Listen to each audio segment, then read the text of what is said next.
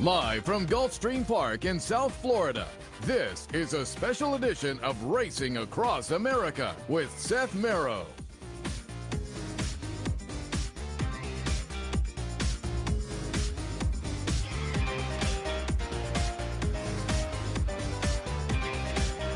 Across America, live from Gulfstream Park. Again, really excited to be down here again, back on the road after a couple of years, COVID related. We were stuck in the studio, which is fun as well, looking at big days, but it's always fun on a big day, big weekend to be on location. And tomorrow with the Florida Derby, really looking forward to it. Today on Racing Across America, a little bit later on, we'll be joined by Bill Badgett, Director of Florida Operations down here at Gulfstream, and also Ashley Mailoux, who you see pre-race and pre-game shows down here. We'll have her give some thoughts on some of the stakes action coming up tomorrow here on the really big Florida Derby card. But we're starting out. I'm sitting next to Kevin Kerstein from Churchill, the director of publicity up there. It is Derby time. Kevin's in town, obviously scouting a little bit. The horses that come out of the Florida Derby certainly will be players, some of them in the Kentucky Derby coming up in a few weeks. Good morning. Yeah, 5 weeks away from the Derby. Good morning. And I'll tell you what, the weather is a lot nicer here probably than you're dealing with, even in the studio up there. Yeah, you ain't kidding. Yeah. It was nice to be down here a couple days on the beach, and another beautiful day here today. Looking forward to it, certainly.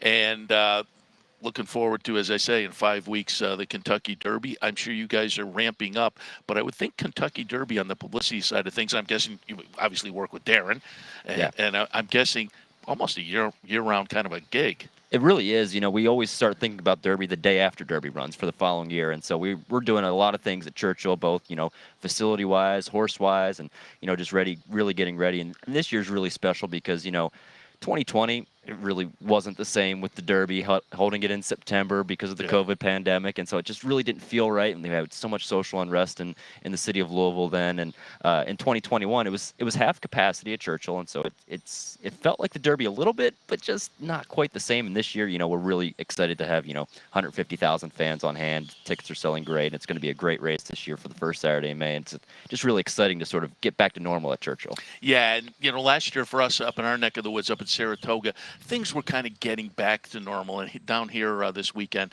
down at Gulfstream, we seem to be kind of in a post-COVID situation, and it's nice to see and get a feeling. There's still some differences, obviously, but it's moving clearly much more in the proper direction, and there's fans, and that's always great because that adds some juice to the game, certainly.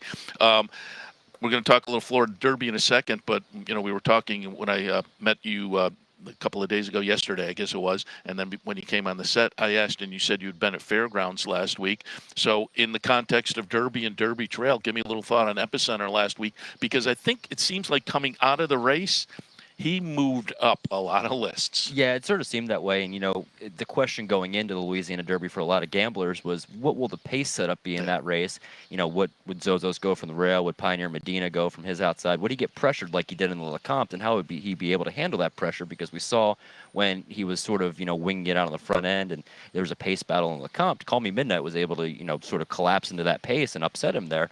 And when he was able to track off of those two horses in third, and it just really showed a different dimension from him. And, Steve Asmussen has really, given praise to the Fairgrounds series because this horse started at going a mile, then a mile and a 16th, mile and 3/16. And so he's really progressed in those distances and leading up to the mile and a quarter in the Kentucky Derby. And so you see a lot of these championship series races that are a mile and an eighth, which is, a lot for these horses to handle for the first time. But going that little extra distance maybe gives him a little bit more of an advantage, too, leading into the Kentucky Derby. I think the change to the mile and 3/16 was really interesting for Fairgrounds. And it seemed like Asmussen did kind of comment on that. And now you're getting closer to the proof of concept of, we can get a mile and a quarter.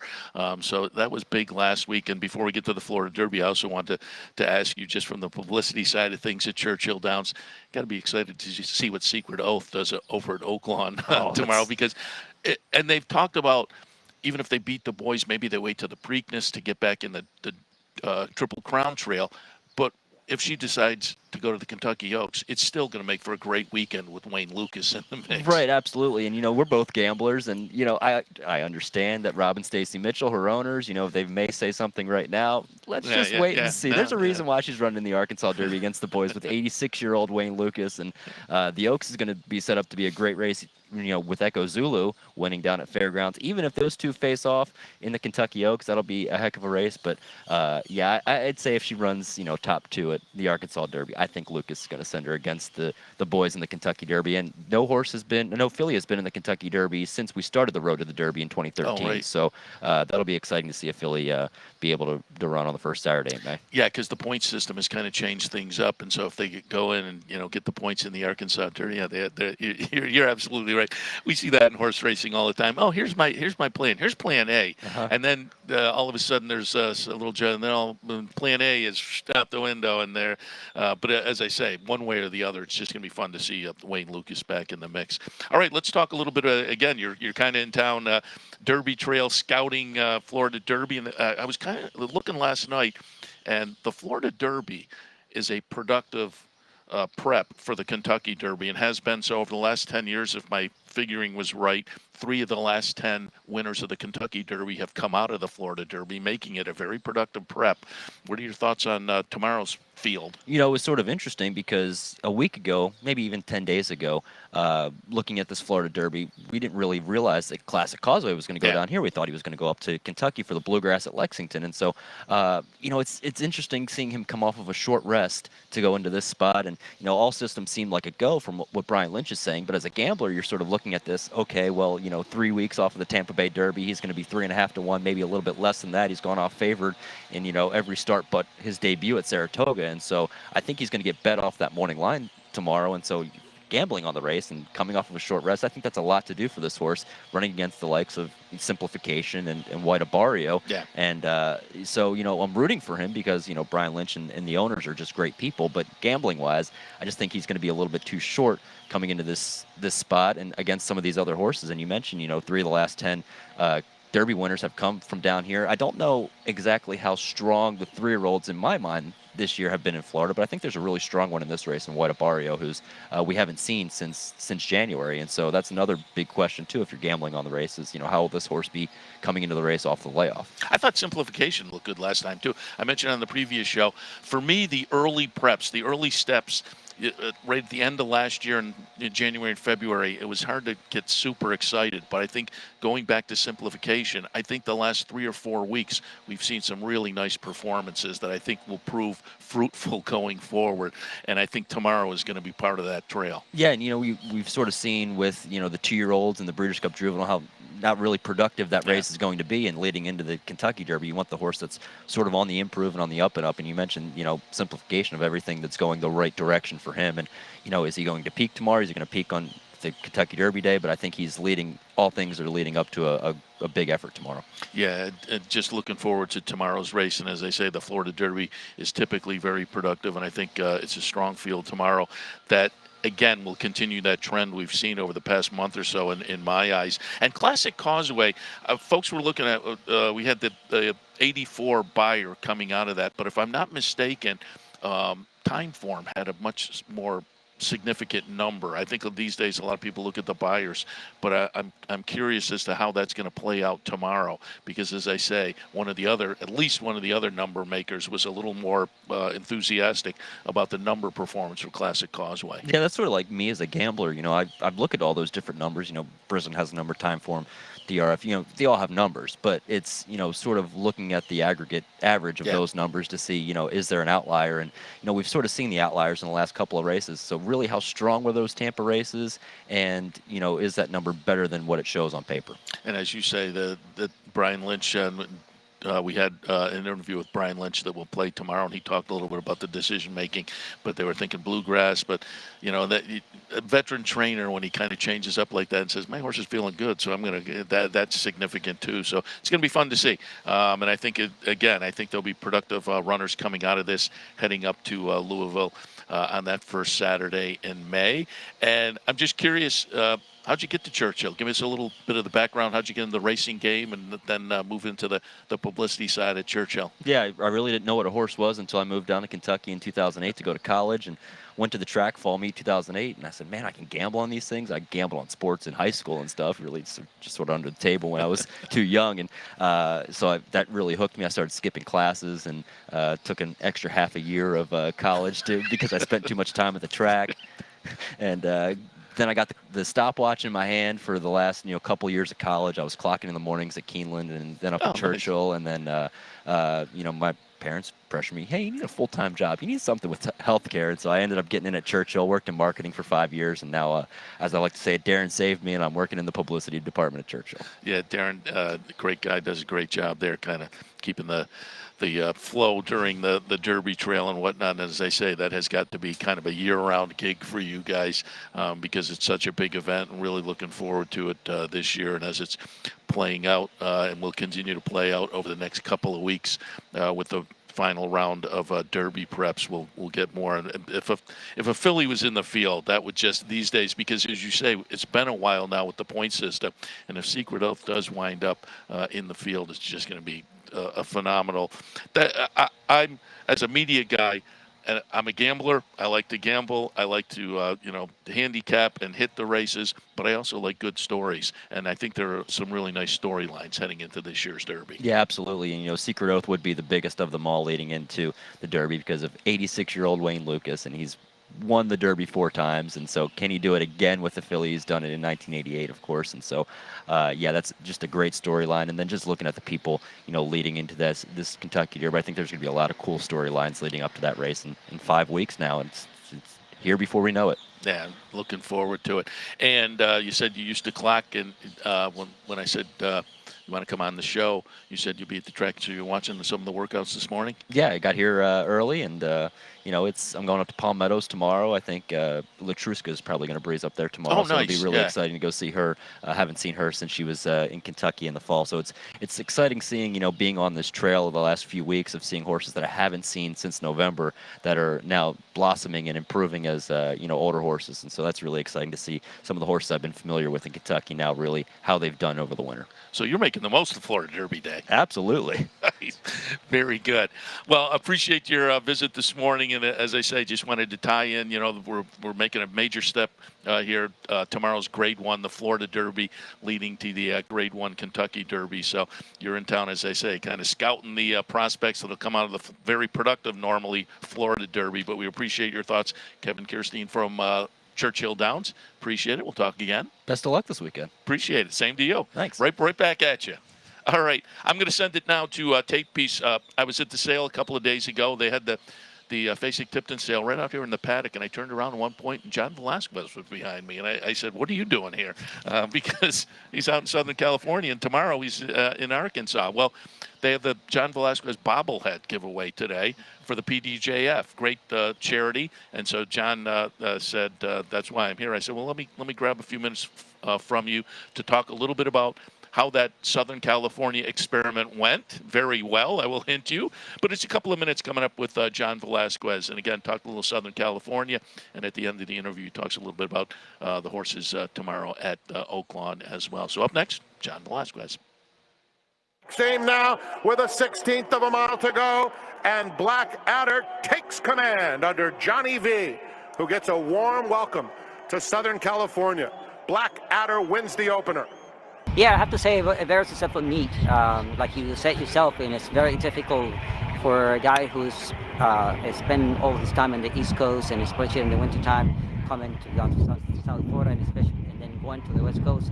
It's always a very tricky move for anybody, though. And I have to say, it was very, very well meet for us, how it went, and a lot of help from the trainers and owners. So definitely, I had a lot of help. Yes. And as I said, you had to have considered a success, the move. Absolutely. It was very successful. Being there, talked to a lot of trainers and to a lot of owners, and they wish that I'd stay there. So that's another topic for another time. and talk a little bit about, you're here at Gulfstream today, midweek, but you're headed to Arkansas on the weekend. Why are you in Florida? And then give us a little preview of the weekend on Doppelganger and the Derby. Came down here to South Florida. They're having the Bubble Day of my Bubble Day giveaway on Friday. So come here for that, and I took a few days off to come here with my wife and had a few days off here and there and get a little bit of fun to people that I haven't seen. And obviously, me being in the West Coast and people that I'm normally acquainted to, the people here in South Florida. So yeah, we're getting a little break. But Friday we have the bubble giveaway. Saturday going in Arkansas. Very excited for the two horses. They look pretty well. It's a very competitive race. It's always to see who's going to step up for the next level, and hopefully the horse run really well.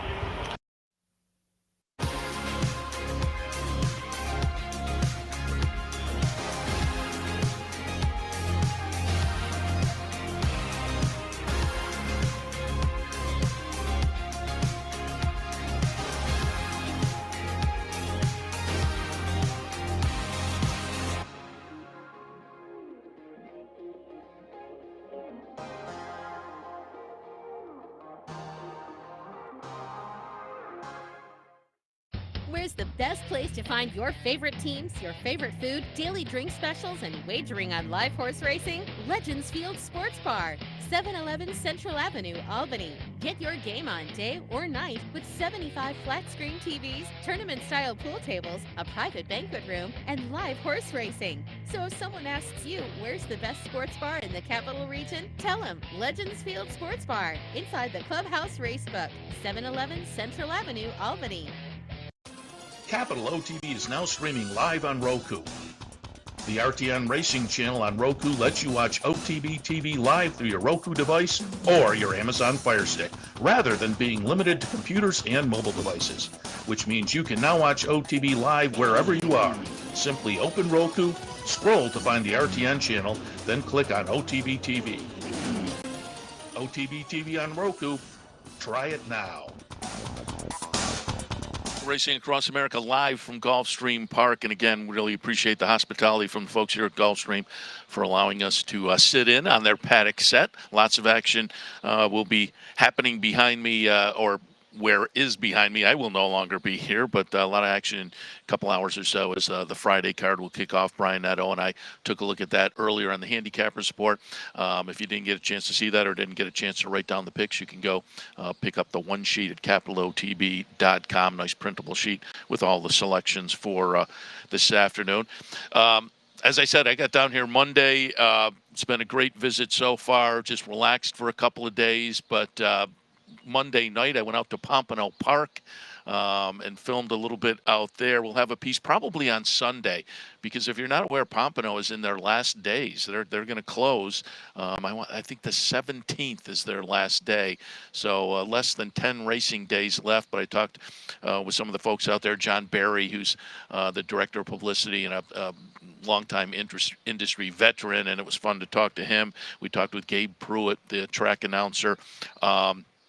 And I will also mention Monday night, and if you watch the simulcast, if you watch on Monday night from Pompano Park, Gabe Pruitt, the announcer at Pompano, and Pete Aiello, the announcer right up here at Gulfstream, will have a harness match race for charity coming up on Monday night. I believe it's between the fourth and the fifth races on Monday night. So we'll probably pump that out as well, because it should be a lot of fun to watch. So we talked with Gabe a little bit of just Gabe and John about the last days at Pompano, and also let them tout the match race for charity as well, which should be fun. But that will probably plug that in Sunday morning, the Pompano piece. We also have coming up a little bit later on, we had the sale here on Wednesday, a little piece on that. Coming up a little bit later on the show live, we'll have Bill Badgett from Gulfstream Park. He'll join us in a few, and Ashley Mailoux will also jump in live to give some thoughts on some of the stakes action tomorrow as well. But before that, We were up at Palm Meadows yesterday. I was at Payson Park a couple of days ago, too. We'll try to put something together for that as well, because I took a little video. I'd never been up there. Man, you want to talk rural. It is way out there, but it's a beautiful facility. Separate dirt and turf training tracks at Payson. So I was there Tuesday, but yesterday we went up to Palm Meadows, and as we were kind of traveling around, we ran into Danny Gargan. He has a couple of stakes runners on the card tomorrow, so we got a little update on his 2 stakes runners on the Florida Derby card. And we had talked about a few other things, including I was curious to hear a trainer's take on the mile chute that's being constructed up at Saratoga. So we got a little bit of that from Danny Gargan as well. So up next, trainer Danny Gargan. Good morning. How are you guys? Very good. Happy to talk to you a little bit about the Saturday runners coming up in the Cutler Bay. Gooch Go Bra claimed them 2 back. Nice claim, because you followed up with a nice win. The advantage, it's still Forever Super. Gonzalez takes a peek in the mirror and sees he has a 2-length head start on Gooch Go Bra, who takes aim second. Toward the outside, Beloved Warrior is now third. Here comes Gooch Go Bra. He's surging forward now. Gooch Go Bra bros by Forever Super, who's out of gas. On the outside, Beloved Warrior tries to catch him. Gooch Go Bra in front. What are you looking at Saturday for Gooch Go Bra in the Cutler Bay? Well, we were planning on running a colt named La Machina, and he come up with a foot abscess, and he's going to miss the race. And then Gooch ran a really, really big sheet number. He ran, I think, a 13 minus on the rags, ran a 9 on the thoroughgraphs. So we figured we'd give him a shot. You know, he ran huge the other day. He finishes up. His race is nice. Kind of excited about this horse this summer, going a mile and an eighth, mile and a quarter. I think the further he goes, the better he's going to get. Yeah, very good. So you have another one a little bit earlier or later on the card, I guess. Stunning Princess in the Sand Springs.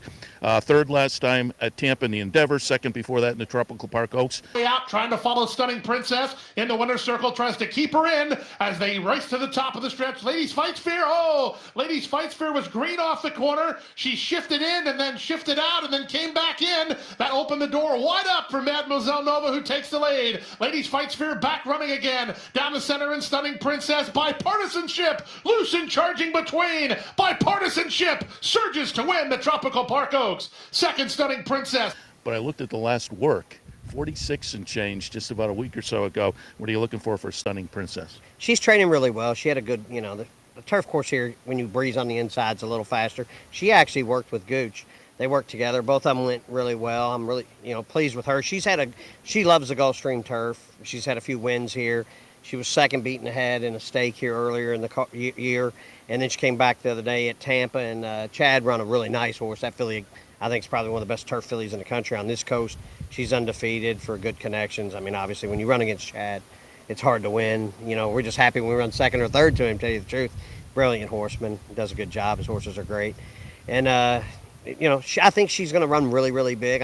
Would love to win a stake with her. Randy Hill and the Joneses owner. And they're great. Yeah, and so is Brett and Burton. I mean, it's such a great group of cast of people that own the filly, and it'd be a lot of fun to win this stake. And she's going to be a lovely broodmare down the road. She's such a big, pretty strong, pretty filly.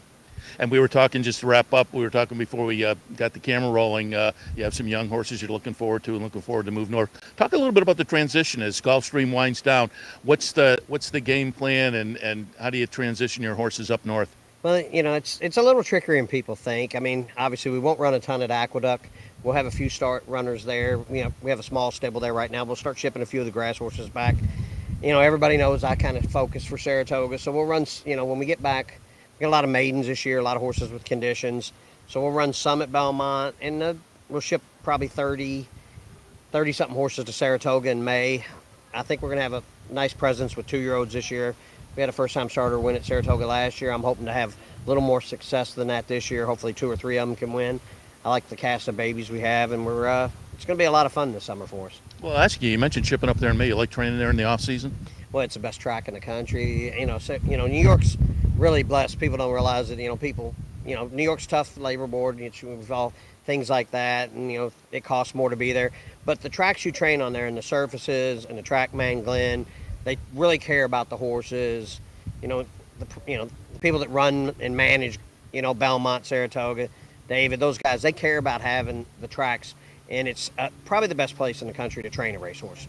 I'd say Saratoga and Belmont both. because you have so many options. You have 2 tracks, you have a turf course, you have turf gallops. They offer so much more, and their facilities are just, they're beautiful, and it's a blessing to be able to train those places. Got any thoughts before we let you go? I've said that 3 times now, but I keep thinking, got any thoughts on the new chute they're going to put in up there? Well, it kind of reminds me of a track that, I'm from Kentucky. Ellis Park has that same chute. So it's kind of a fun race. I mean, it's a little different. Some people are going to love it. Some people are going to hate it. But it's kind of a cool race because Ellis Park has basically the same thing. And it's a fun race to bet on. It's a fun race to watch. Jockeys will have to ride smarter. Guys like Kendrick, Johnny V, some of the Ortizes. Those guys are they're clever guys. Jose Ortiz, he'll ride it great because he's really good with his times. So it's going to be fun to watch how the riders ride it more than anything. And it's anytime there's something new, some people hate it, some people love it. I'm excited to see it. Me too. Saratoga's Saratoga. It's the greatest place on earth. One of my owners said one time, this is Disneyland for horse racing. And it really is. It's adult Disneyland. And so we're all excited about getting up there and enjoying the summer. Very good. Good luck on Saturday. We'll see you at Saratoga. Thanks for having me, guys. Danny Gargan, again, we caught up with him yesterday up at Paul Meadows as we kind of made our way around that training facility, watched some horses work out and whatnot. So, again, thanks to Danny, and, again, good luck to him and a couple of stakes tomorrow. And it will be fun to see how that mile chute works out up at Saratoga. It's going to add a fun little twist, I think. I kind of agree with Danny. It'll be fun to kind of see how it works out over the first few races over that new configuration and how the jockeys kind of try to figure it out. I mentioned earlier on the handicapping show, Luis Saez in the lead, and I pulled up the numbers because I didn't have the numbers right at my fingertips. But Luis Saez, so far, according to Equibase stats, this morning, the latest numbers at this Gulfstream meet, Saez with 118 wins, running second. Tyler Gaffleone, 86. So Luis Saez, just a phenomenal meet so far. He and his agent, Karen McLaughlin, doing a great job as usual. But as I say, I pulled up those stats a couple of weeks ago, and the gap was that big then, too. And I thought, man, I knew he was having a good meet, but just incredible. Let me set up the weekend for you.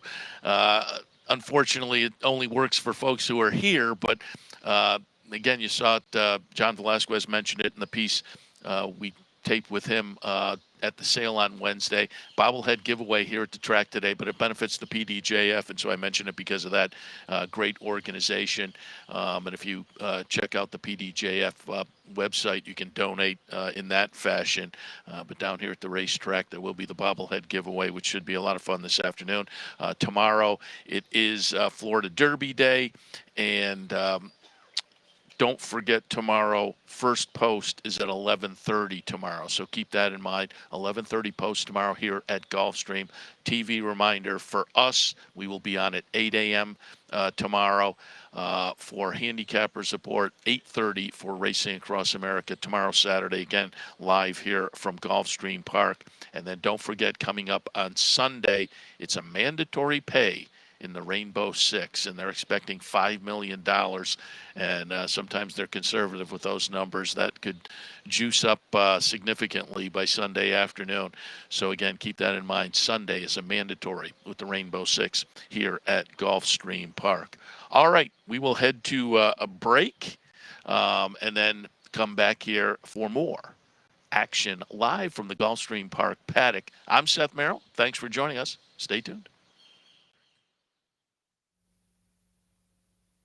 Having trouble finding us? It's actually quite simple. Whether online or on your TV, it's never been easier to watch and wager on championship horse racing with Capital OTB. Simply log on to capitalotbbet.com. There you can watch our morning shows, live stream races, and wager on our state-of-the-art wagering platform. You can also watch from the comfort of your home on Spectrum Cable Channel 1250 or Fios Channel 467, and win more with Capital OTB.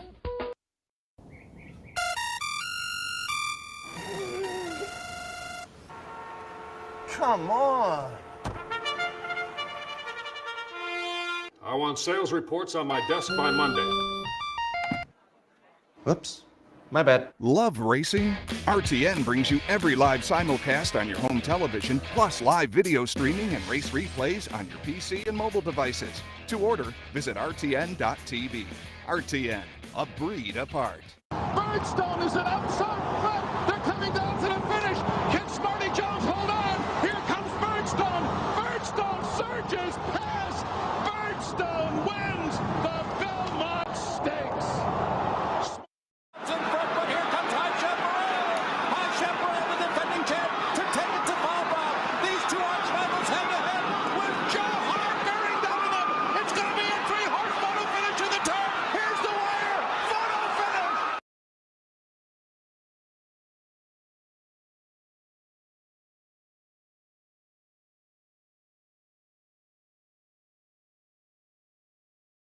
Welcome back. As I mentioned earlier, in the paddock behind me on Wednesday, the Fasig-Tipton 2-year-old sale, which has been here at Gulfstream for a while. They breeze out on the track on Monday, and then they hold the sale on Wednesday. And I kind of popped around and talked to some people. Anna Seitz, Cianello from Fasig-Tipton. We got a little thoughts from the Fasig-Tipton side of things and how they've been happy with pairing up with Gulfstream Park for the sale over the past few years. I ran into Larry Colmus during the sale, and I was talking to him, and he said, you know, I used to be up there on the stand as well for a year with Fasig, and so I had Larry talk a little bit about what he did on that side of things. And then from the buyer side, Terry Finley from West Point Thoroughbreds was down, and I think they got a couple of horses. I ran into him at the end of the sale, but I talked to Terry about what from the buyer side of things, how the sale played out. And then also, I couldn't let Terry go without talking about a couple of his very, very nice horses right now, Flightline and First Captain. So we got updates on those as well. So up next, a few minutes from Wednesday's sale here at Gulfstream Park. $1,200,000 but I don't have a deal sold through. All done. $1,200,000, $1,001,000, $1,200,000, $1,200,000 video sold through. All done. $1,200,000 and I have $1,100,000 Balake. Thank you. Fasig-Tipton has been at Gulfstream. This is our 7th year. This would have been our 8th year, but we had to take 1 year off because of COVID. And it's just a phenomenal place to sell horses. Perfect weather, great racetrack, great restaurants, the beach. So it's kind of ties in for the owners, trainers, sellers. Everybody likes to come and have a good time, sell horses, buy horses. So it really works for us. The horse people have been receptive of trying out a new area. I think they like coming down here, and it's fun. This would normally be a day of racing, and to go dark on a Wednesday afternoon to put on a horse sale, it's pretty cool. So a lot of fans come out to see the sale. It's a unique setting, and there's some really, really nice horses in this sale. Everybody's been talking about the Bolt d'Oros and the Good Magics and the City of Lights, and there's all kinds of sexy freshman sires. So we're just hoping to have a good sale, and these horses will go on to be the real deal. I'll take 55. You do that. Now 60. Dan, 60. 60. Now 5. You're going to be 5, Jody boy. 65. 65. Now 70. What do you think? 70. That's 70. Now 5. I was doing some announcing for Fasig-Tipton. It was a lot of fun working right next to the auctioneer on the stand and introducing the horses as they come in, telling people the reasons why they should be buying the horse. And it was a lot different from race calling, but I enjoyed doing it. And it's great to catch up with all these great people at Fasig-Tipton. What is the pre-planning on that? There's a lot of pre-planning because I'm someone that isn't as experienced with sales as a lot of these other guys are. So, you're making all these notes, and then there's all these changes to the catalog, and you have to figure out, what's what as far as the most important thing to say and things like that. So it's for me, it was quite a bit of prep work. 800, 825. Well, thank you. 800, 825. 800, 825. Anyone else? 825,000 and Bruce, $800,000. Thank you. All the buyers are here, and I think a lot of people combined a couple days in South Florida and a mini vacation with trying to pick up some good horses. Well, actually, the good thing is it's not a big catalog, so the fact that they can breeze and you get your list down to 20, 25 horses, which is about 1 in 4, and then you can spend all day Tuesday in the evaluation and the vet work. So it just works out, and I guess the other good thing is that they can work, or they do work over the dirt course down here as opposed to OBS when they're on the synthetic. So that, for the right horse, I think that does them well. to be able to perform and to show their stuff over the dirt. Well,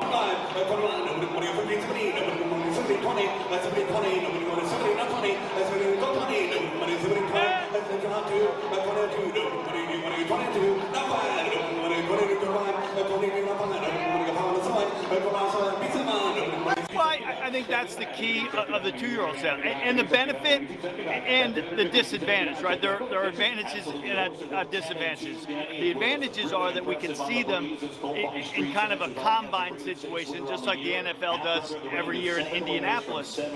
But the drawback is that we see what everybody else sees. So that just comes down to the way they're put together and their confirmation after they freeze, and also their vet work.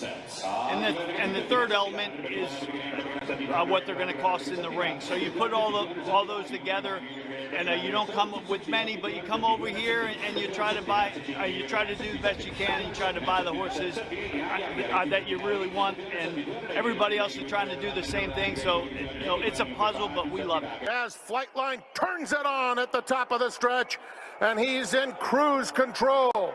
Flightline, a superstar, is dominating the run-happy Mailoux, and he's going to turn this into his easiest win yet. Flightline, jogging home under Flavien Prat, wins by a distance. He's a pretty nice horse. He's back on the racetrack. He should, any day now, we'll see him on the work tab, and we have a big bullet on the day, Belmont Stakes Day, the Met Mile, going a mile, and we just hope that's the start of a very good second half of the year for Flightline. Toward the outside, First Captain is asked to quicken. He's got 3 lengths to make up. Trophy Chaser back for a little bit more at the rail. 45-1 for a half mile. Doc Amster, he's still the target, and he's an 1/8 of a mile from home. At the rail, that's still a run from Trophy Chaser. Down the center, First Captain from between Dennis's Moment. Doc Amster still clear. First Captain running out of time. He starts to gain late ground. Doc Amster almost home. First Captain's going to get him. First Captain. I know Shug is really, really happy with him. The horse has got a lot of confidence, and I saw him work the other day, and we're sitting on go, and I just hope we get a fair and a safe race, but I think we're going to be a factor in the Carter Handicap next week. I'm Seth Merrill, and as serious horse players, we know that information is critical when placing a bet. With live streaming of more than 30 tracks, race replays, free past performances, and daily picks from professional handicappers, no one gives you more up-to-the-minute information than Capital OTB. Combine that with the best player awards in New York State, and you have everything a serious horse player needs to be successful. Win more with Capital OTB. Winning starts here.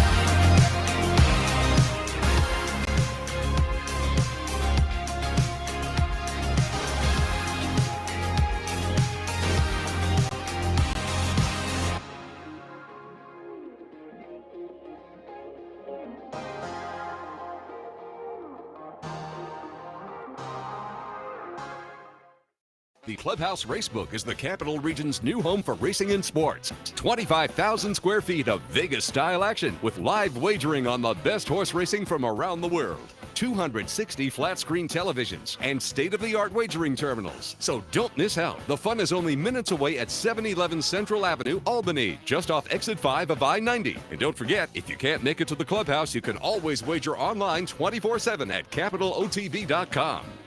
Back to Racing Across America. Happy to be joined now by Ashley Mailoux from Gulfstream Park, formerly from Fort Erie. I can remember seeing you up that way.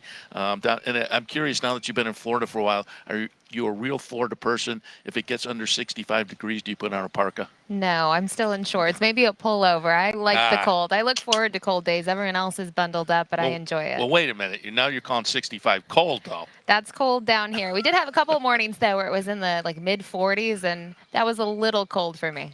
There you go. So, again, you get down here in Florida, the blood changes, it seems like. But I'm totally into it because this was a nice change for us from being up there a couple of days ago up in the upstate New York area. So I appreciate certainly the warm weather down here over the past few days. Warm here this morning as well, and looking forward to some nice, hopefully nice weather tomorrow for Florida Derby Day. We'll see how that all works out, but it's a great card tomorrow. Before we get to that, and we're not going to see it here on the screen because they're pumping the graphics in from our studio up in New York, but I pulled up from your Twitter feed a picture, and you'll know what I'm talking about. I guess it was 2 or 3 weeks ago, maybe Holy Bull Day, where you had a picture of you and Kenny Mayne sitting here on the set.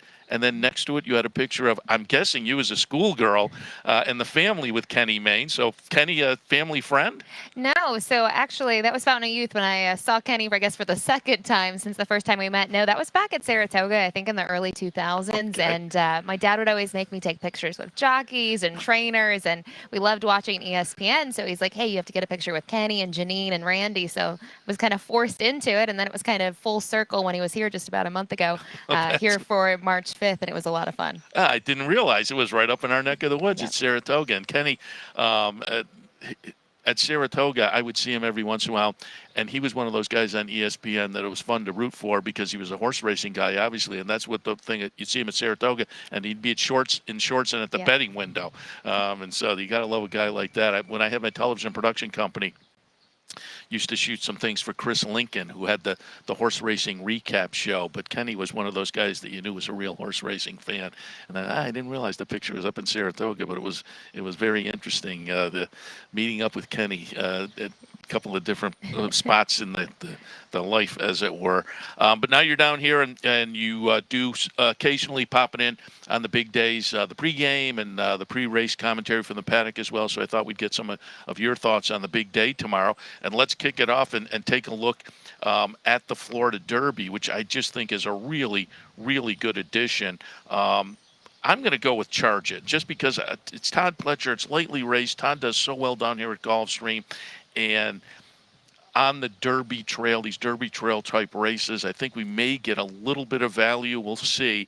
But I just think being lightly raced and some of these other horses with a little more credentials under their name, I'm hoping we get some value on Charge It. So I'll use him. But, boy, Simplification looked great in the Fountain of Youth. White Barrio looked great in the Holy Bull. Classic Causeway looked great in the Tampa Bay Derby.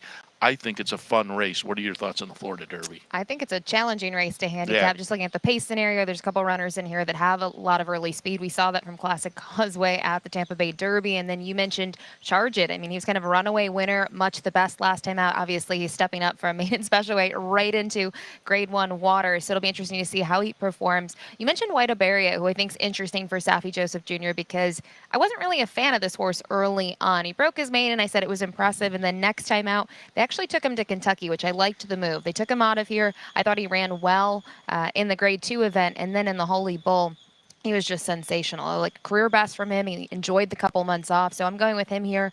I know kind of on Twitter, you read about the workout pattern for him. He just worked a couple days ago, I believe on Tuesday, a very sharp work, and the gallop out was nice. So for me, I'm going with him. And in Simplification, I think when you look at his last performance, his last two, he's interesting because I really think the Holy Bull was a good learning experience for him. He didn't have to go to the front. And I think that's why he probably came out the victor on Fountain Youth Day. And, you mentioned that Kentucky Jockey Club. As far as 2-year-old races last year, boy, you compare that to the Breeders' Cup Juvenile, and you're talking about a super productive race in that Kentucky Jockey Club with a number of next out winners on the stakes level coming out of that, and it's just been a promising race, and it can't hurt a horse to have a nice race over Churchill Downs as well. No, it's his only loss, but he's still kind of got a minor share in there. He's undefeated here over the main track, and I think, in the Holy Bull, he just sat just off the pace. He kind of pressed the pace, and he was able to prevail, and it'll be interesting to see with so much speed in the race what the decision is there from Tyler Gaffleon. Yeah, nice full field in there, and again, competitive field, and you would have to think, I said earlier on the show, 3 of the last 10 winners of the Kentucky Derby have come out of the Florida Derby, and you'd have to think it's going to be productive again this year. I would think so. I think there's about 4 or 5 horses on paper that I think can win it, so it makes it wide open. Yeah, should be a fun edition coming up tomorrow. A little earlier on the card, the 3-year-old ladies will face off in the Gulfstream Park Oaks. $250,000 up for grabs in the Grade 2 at 8.5 furlongs, and I was up at Payson a couple of days ago, and I saw Kathleen O, and I'm going to tilt in that direction. I just thought in the Devona Dale, continuing an undefeated career so far, she looked really good for Shug. But Goddess of Fire going out for Todd Pletcher, shipped over to Fairgrounds last time, and we had a pretty good second in the Rachel Alexandra. Katish for Jonathan Thomas, I think could be a little bit interesting with Irod on board at a 6-1 morning line price. So fun race, but Kathleen O just looks like she may be a really budding star in here. So I'm going to tilt in that direction. Your thoughts on the Oaks? We're on the same page here. I do think it's probably a two-horse race on paper between Kathleen O and Todd Pletcher's Goddess of Fire, and I think they both have some upside. In the case of Kathleen O, it's been kind of fun.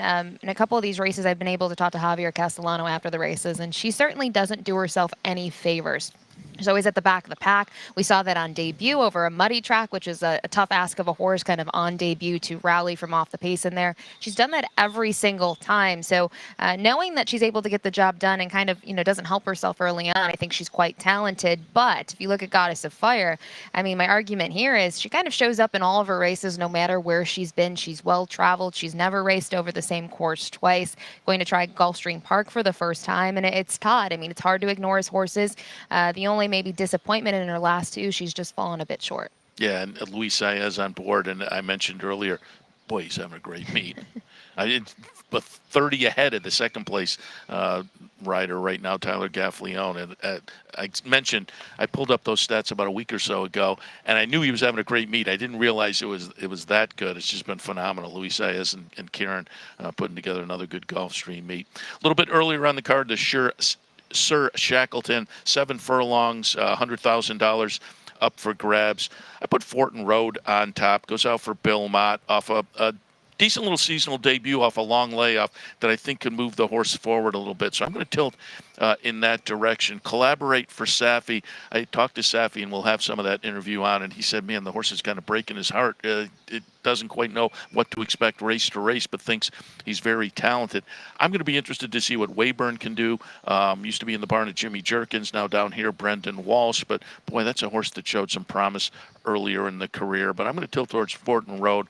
What are your thoughts on the Sir Shackleton? Yeah, Fortin Hill, when you kind of look at that last race, quick tempos directly to his outside in here, was able to clear the field, do it easily, and was able to prevail. I guess aptly named as well, quick tempo in that race. And then Fortin Hill, you mentioned a long layoff. This is a really long layoff, and you look at him before that.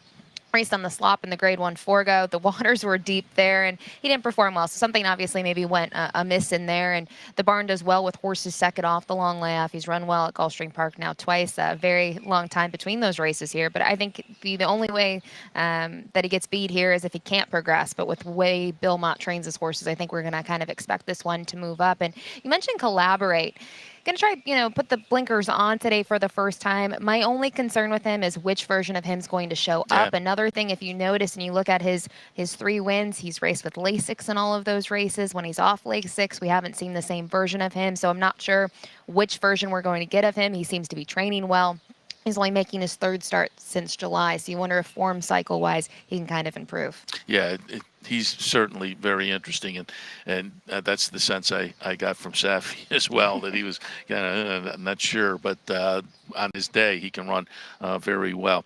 Ashley, before we let you go, I always like to get a little background. How'd you get into the game? And I'm assuming with the visit to Saratoga and pictures with the jockeys and whatnot, families at least interested or involved in the game. How did you become interested and involved in horse racing? I think both my parents like the game. I think my dad loves the game a little bit more than my mom. So as a kid on the weekends, whether mom was working or not, it'd either be a couple of us or the whole family would go to Fort Erie on the weekends, and we'd go on Saturdays and Sundays. It's when they had a longer meet, and kind of sparked, I guess, the bug that I have now, just to go to all the tracks that we can. So we spent a lot of summers in Saratoga. There's probably 10 summers in a row that we went. We had the same area that we camp out right outside the paddock. You'd bring your camping chairs and your cooler and just set up for the day. Workouts until the last race. And then we'd hit the hotel, and we'd do that for about 5 or 6 days in a row until mom was sick of it. So every trip we would take, it would just be like, okay, we're going to Arizona. Can we hit a track there? We're going to West Virginia. You name it. We've been to a bunch of tracks, all the way from small tracks to the biggest tracks. And I haven't found one that I really don't like yet. So it's just kind of been a family thing. Some people want to hit all of the ballparks. They want to go to all the different games and such like that. And for us, it's racetracks. Do you have the number? How many checked off? So if you count harness racing, we count. over 50. We're over 50. Oh, very so good. I've been to a couple that my dad hasn't been to. So that bothers him a little bit. So Del Mar's on that list, Kentucky Downs. And luckily I got him to Pimlico a couple of years ago, so we were even on that one. Del Mar, now they have the fall meet, but Del Mar is one I always want to get to.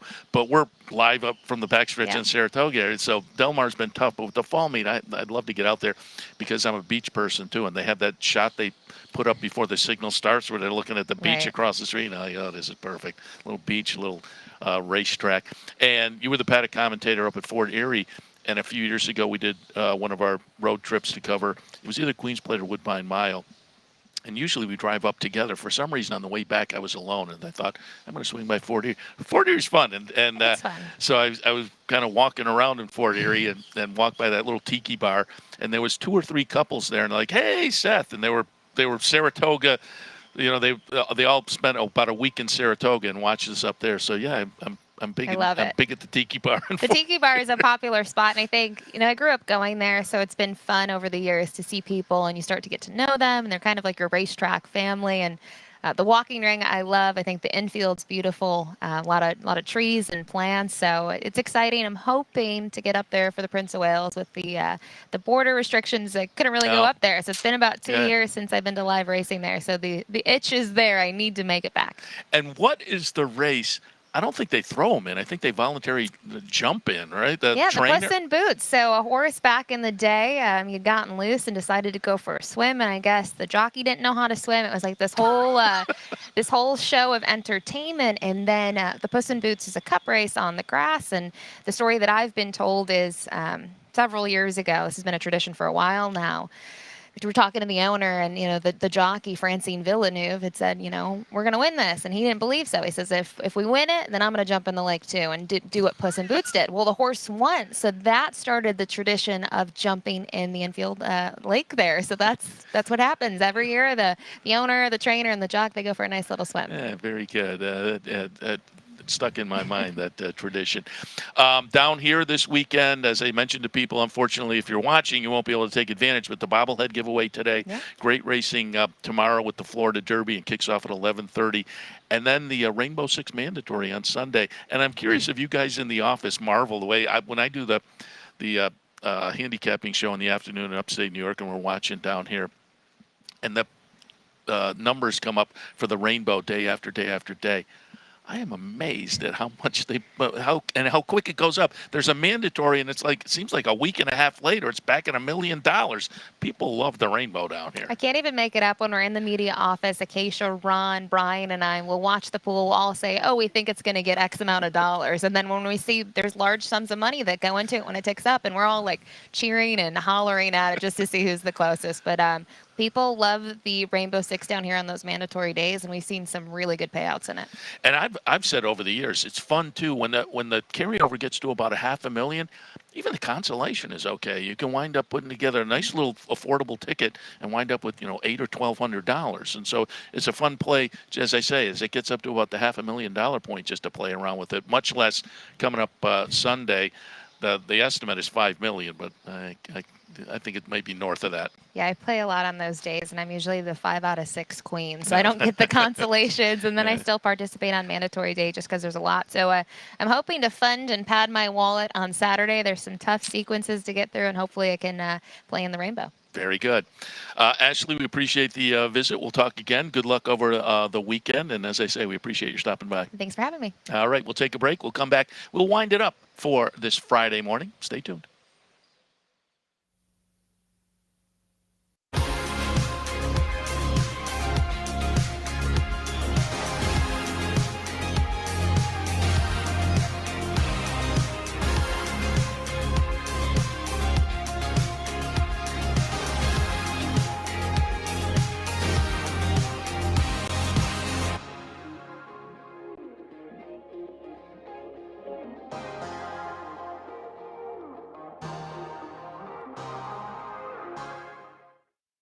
is the best place to find your favorite teams, your favorite food, daily drink specials, and wagering on live horse racing? Legends Field Sports Bar, 711 Central Avenue, Albany. Get your game on day or night with 75 flat-screen TVs, tournament-style pool tables, a private banquet room, and live horse racing. So if someone asks you, where's the best sports bar in the Capital Region? Tell them Legends Field Sports Bar, inside the Clubhouse Racebook, 711 Central Avenue, Albany. Capital OTB is now streaming live on Roku. The RTN Racing channel on Roku lets you watch OTB TV live through your Roku device or your Amazon Fire Stick, rather than being limited to computers and mobile devices, which means you can now watch OTB live wherever you are. Simply open Roku, scroll to find the RTN channel, then click on OTB TV. OTB TV on Roku. Try it now. Welcome back to Racing Across America. Seth Merrill live from Gulfstream Park. Thanks again to Ashley Mailoux from Gulfstream, and also a little bit earlier Kevin Kerstein, and appreciate also the tape pieces, Danny Gargan taking a few minutes, Johnny Velasquez, and the folks at the Facing Tipton sale on Wednesday. Hopefully you appreciated those. Tomorrow we have some tape pieces as well. Brian Lynch, we talked to him. We talked to Safi Joseph. We will have more. We will have live guests tomorrow. Don't forget, handicapper support kicks off at 8 a.m. and Racing Across America at 8:30 tomorrow on Florida Derby Day. Tomorrow post time is 11:30 for Florida Derby card here at Gulfstream. Today, things will kick off at 1:05, so keep that in mind. All right, I'm going to wrap it up. Looks like about time to close things up on this Friday morning live from Gulfstream Park. Again, thanks to everybody here at Gulfstream for their hospitality. Always appreciate it when we come down here. They take good care of us. So I will wrap it up here for Friday morning Racing Across America. Again, tomorrow, 8 a.m. Mark that on your calendar because we're a little earlier than usual with the early post time for Florida Derby Day. Really looking forward to it. Great day coming up tomorrow. And again, don't forget the mandatory pay in the Rainbow Six on Sunday. Seth Merrill, Racing Across America, live from Gulfstream Park. Just happy to be back on the road again. Hopefully you enjoyed the show this morning and got some good information. Played this afternoon. Let's load up and get ready for tomorrow, Florida Derby Day. And we'll see you at 8 o'clock tomorrow morning to kick things off. You're watching OTB TV, a service of Capital Off-Track Betting.